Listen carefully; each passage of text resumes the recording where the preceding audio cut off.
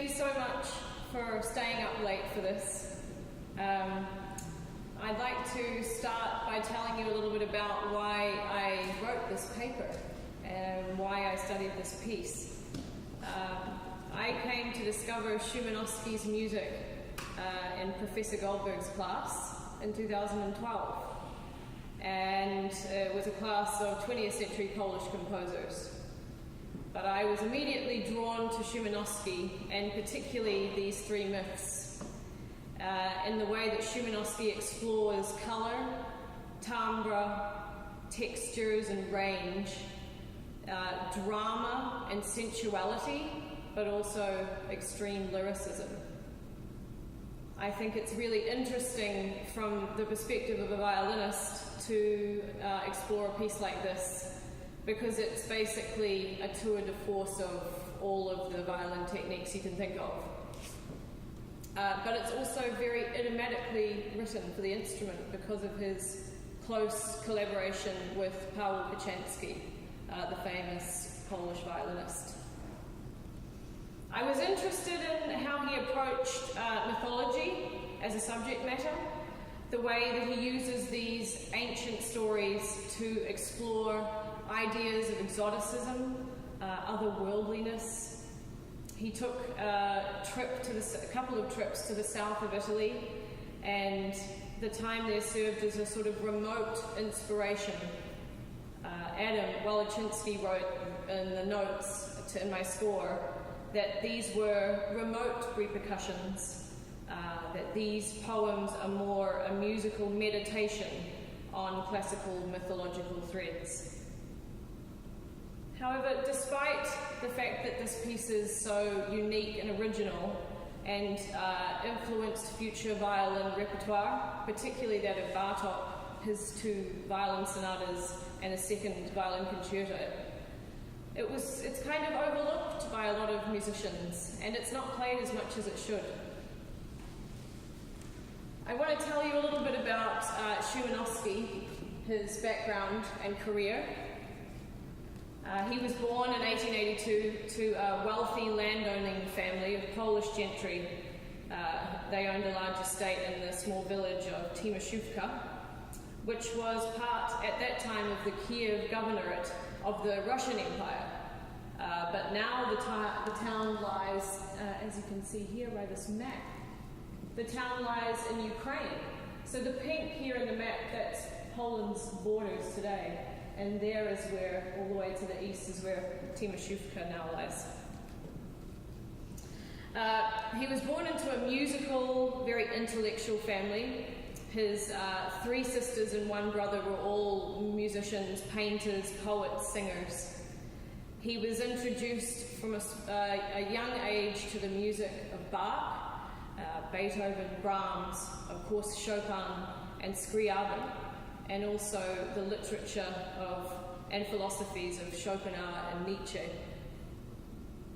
He believed, like Nietzsche, that music is the primary expression of the essence of everything. As a student, Szymanowski, at the age of 19, he went to the Warsaw Music Institute. It was kind of considered a backwater at the time, but his arrival in Warsaw coincided with the establishment of the Warsaw Philharmonic.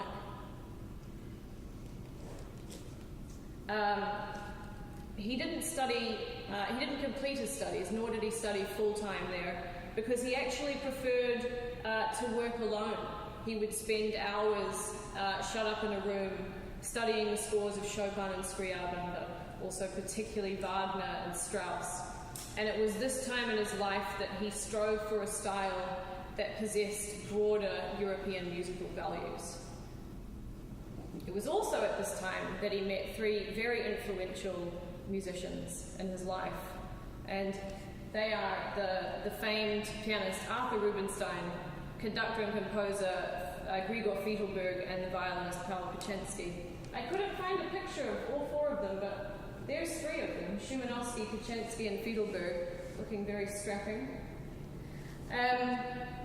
So these three musicians were incredibly influential in his life and became pioneers of his music throughout the remainder of his career.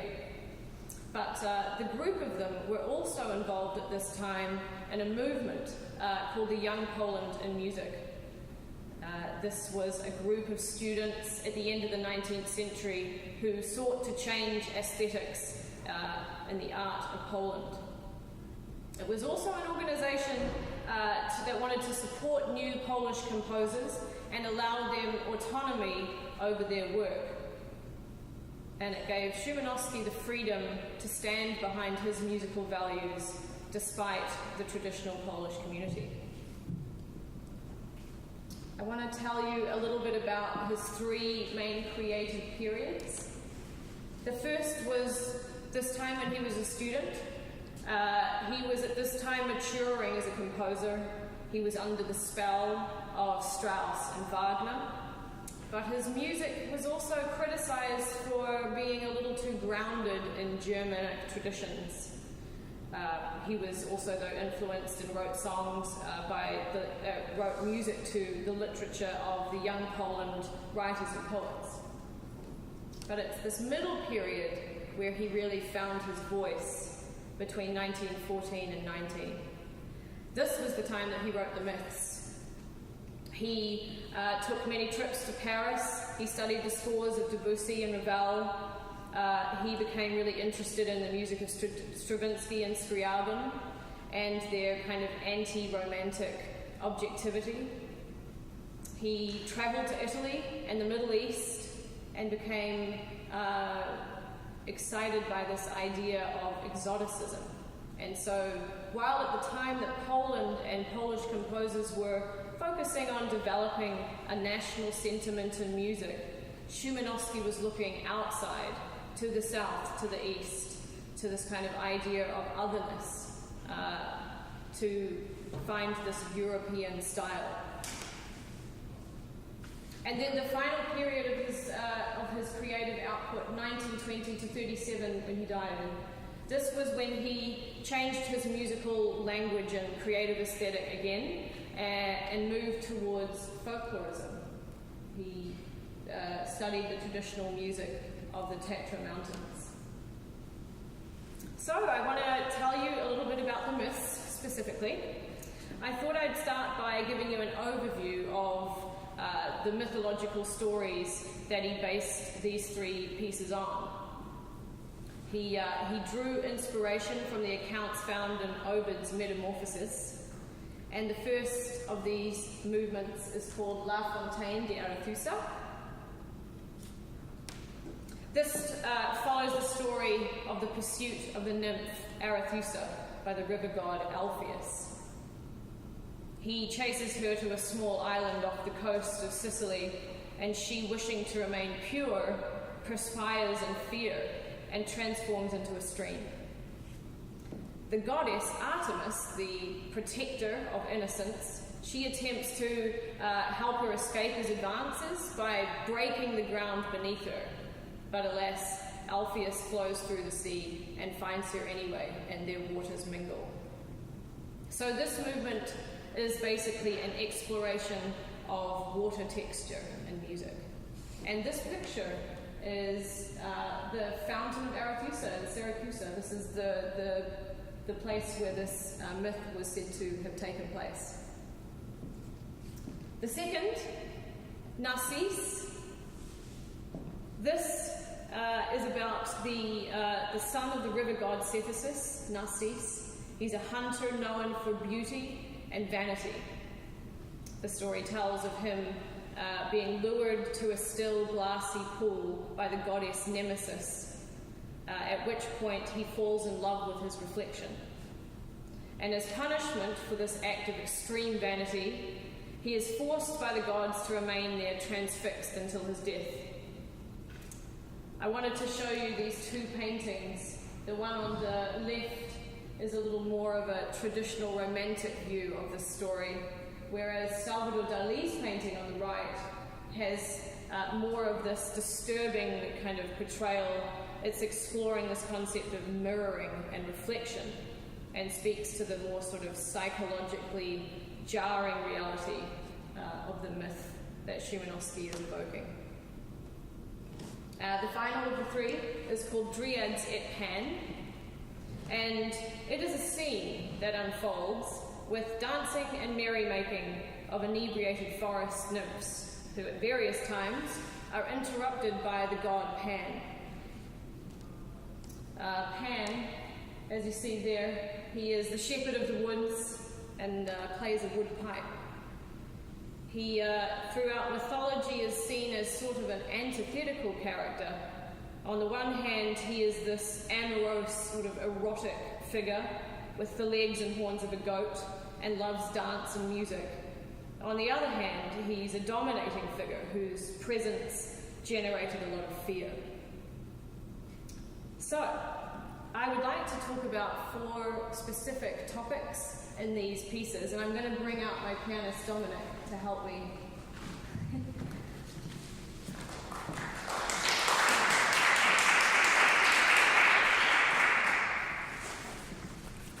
So the first topic I'd like to talk about is how Szymanowski explores imagery in these myths. As Professor Goldberg pointed out to me, our first instinct when we see titles like these is to look for a story, musical narration. But that's not necessarily what we find in this case. These 3 poems are not really a narration, but more a musical exploration of various elements and images. The first movement, La Fontaine d'Arethusa, is, as I mentioned, ultimately an exploration into the varied nature of water and what this means as a musical experience. Water has fascinated artists for centuries, in its movement or stillness, how it catches light, its various textures, irregularities, and how it can flow from just a trickle to a rushing current. For example, there is this painting, The Great Wave, by the Japanese artist Hokusai. This is an iconic 19th century painting, and it was part of the 36 views of Mount Fuji as a print series, and just one of many of the paintings in this series where the artist explores his fascination with the movement and the unpredictable nature of water. I'd like to point out a few of the many ways that Szymanowski explores the nature of water in this myth. I'm going to have Dominic play the opening.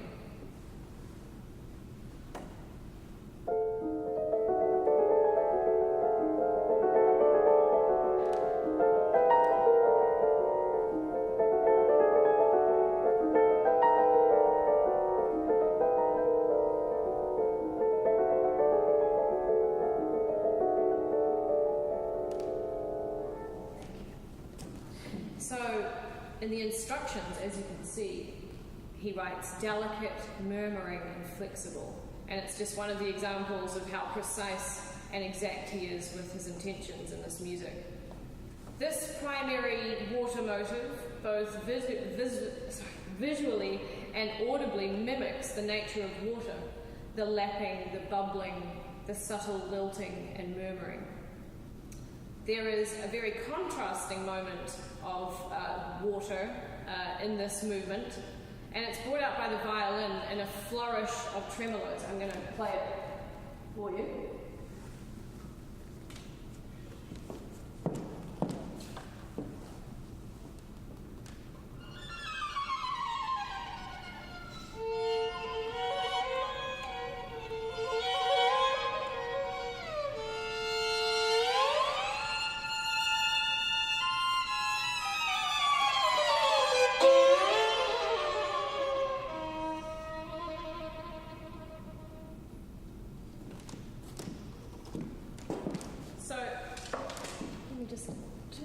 So as you can hear, this is an example, a very contrasting example of water in flux. And here it's gushing like from a fountain, and how it might sort of catch the light as it trickles down. The central imagery in Narcisse, the second movement, Szymanowski focuses on capturing the sort of visual and musical experience of reflection. And he does this in the connection between the 2 instruments' material So you'll hear many moments when the musical content from one instrument is reflected or mimicked in the other moments later. One of the pianists I worked with when preparing this piece actually mentioned in the opening this kind of chord cluster gesture in the piano, that the pianist's hands actually oscillate back and forth, kind of like mirror imaging one another. And I don't know if that was intentional, but I thought it was a cool point. And then the final movement, Dryades, is basically exploration of the various aesthetics and of rhythm and dance through its free narrative connection to Pan and the dancing forest nymphs. He connects the imagery to the music in a similar way that Debussy approaches Mallarmé's poem in Prelude to the Afternoon of the Faun, and this was written about 20 years earlier.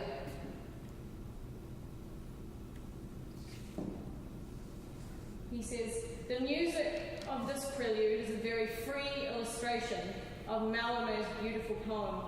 By no means does it claim to be a synthesis of it.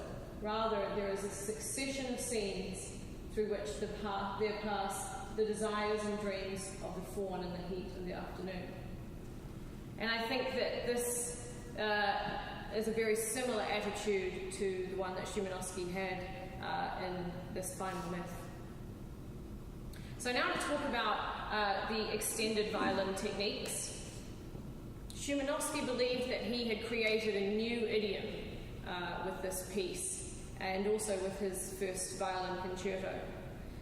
There is every kind of technique you can think of. There's glissando and double stops, right and left hand pizzicato, harmonics, tremolo, trilling, quarter tones. And with the exception of his use of quarter tones, which they believe, there is scholarship to believe that this was the first time in music it was notated, the quarter tone. None of these techniques were necessarily innovative. For example, Paganini had used many of these a century earlier. But it's in the way that he incorporates them into the material is what makes this music so expressive, profound, and evocative. It was in this way that he believed he created a new musical idiom. And I want to give you a few examples of this. His use of glissando. He notates glissando in this piece very specifically. And he's using it primarily as a sort of sonoristic device, an expressive tool of phrasing. Take, for example, the opening melody in La Fontaine de Arethusa. I'm going to play it for you, actually.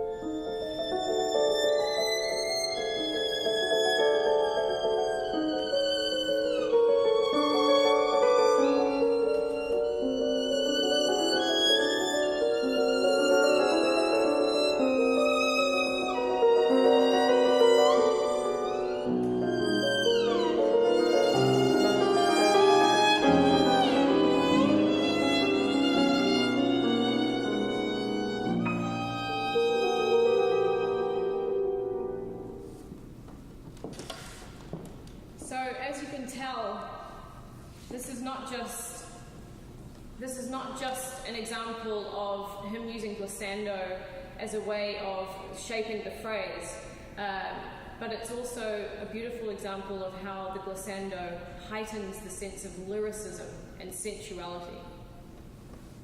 He uses glissando again in Dryades et Pan very evocatively in this moment. And this is for the purpose of heightening the drama, creating a feeling of turmoil and passionate fervour. You can see the leaps are large, and he's using gliss with trill, he's using gliss from one chord to another.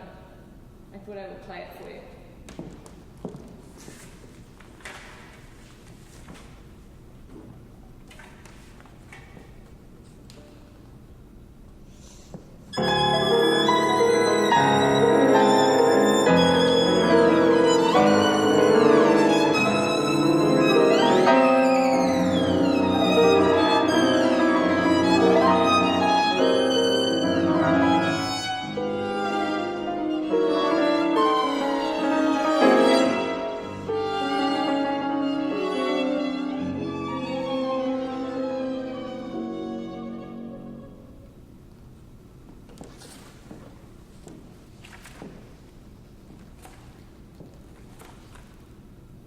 So here you can see this example, Szymanowski is using this as a way of creating a sort of intensity, and he's creating a scene that is wild and extreme and without restraint.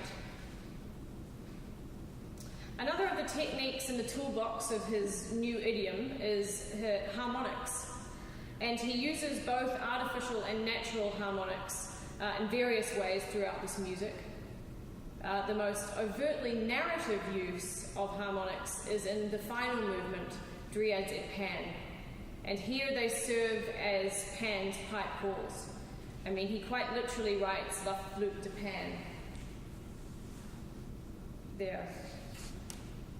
So using these natural harmonics, it gives the section a very reedy wood pipe timbre, and it follows the lines of open triads and fifths that contrast against the densely chromatic nature of the remaining movement.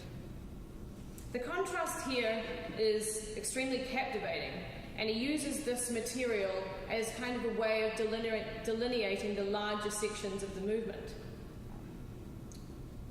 So I would like to talk about some of the other ways that he uses these untraditional ways of separating the form. The form that he puts each of these movements in is sort of a flowing ABA, ternary, with a small coda or codetta. And although he never treats the returning A section quite as one would predict, in other words, he's using this recognizable form to play without expectations. The use of this large-scale, relatively traditional form also allows Szymanowski the freedom to then experiment harmonically and expressively. He differentiates the sections by contrasting textures, tempos, and characters, and sometimes with traditional harmonic progression or cadence here and there. I'd like to illustrate this with a couple of examples. And the first is the transition between A and B section in Narcisse here. As you can see, in the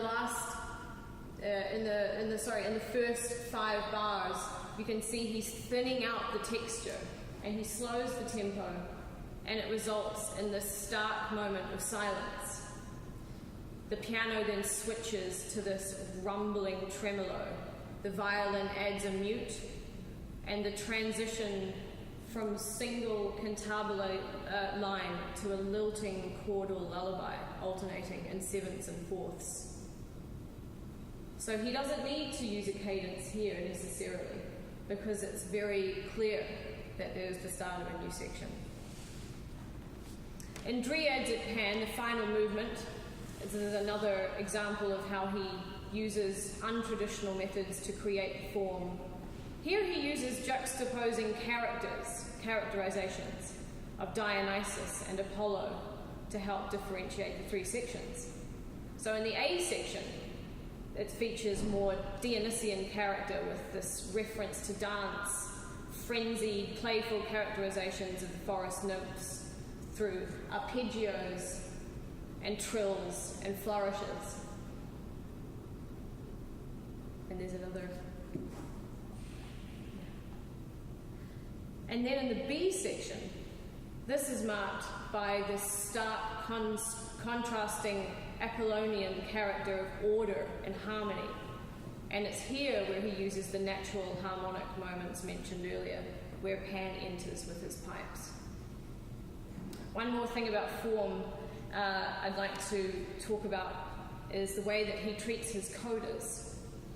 In each of the poems, he uses the coda as kind of a brief reminder of the various thematic elements explored in the piece, sort of a brief audio summary. And he does this by fragmenting, transposing, and layering material. And the most striking of these is in Narcisse. So here you can see, in the top line, in the violin, at the end of the line, there is this lullaby canon with the piano from the opening of the B section. And then in the second line, there is this descending motive from the second theme of A, and then finally at the end, this low iteration in the violin line of the first opening melody. So basically, in these last 10 bars of the piece, he knits all the thematic elements of the piece together. The last of these topics about this piece I'd like to talk a little bit about is how Szymanowski plays with textures. Part of what makes this music so incredibly unique is the way that Szymanowski builds and contrasts musical texture. He writes in a way that exploits the full textural range of both instruments, but he also takes advantage of what these instruments can achieve combined. From enriched chords and thick contrapuntal passages to just a single line melody in the violin. While he often juxtaposes the lyrical line with dense contrapuntal and homophonic material, there is never a feeling of simply just a melody and accompaniment. In Narcisse, there are two passages, one after the other, I think, that perfectly display Szymanowski's mastery of this kind of textural play. So here you can see the melody that is being sort of strangled on either side on the violin with its chords and this kind of rhapsodic piano beneath. Would you play that?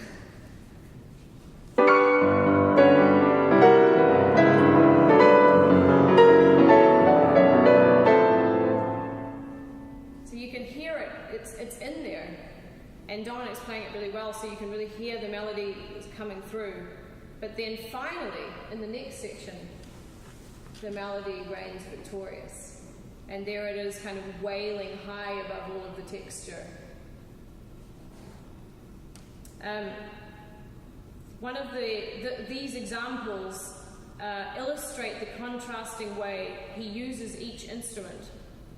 The piano is primarily symphonic, and the violin is primarily used as a melodic, lyrical device.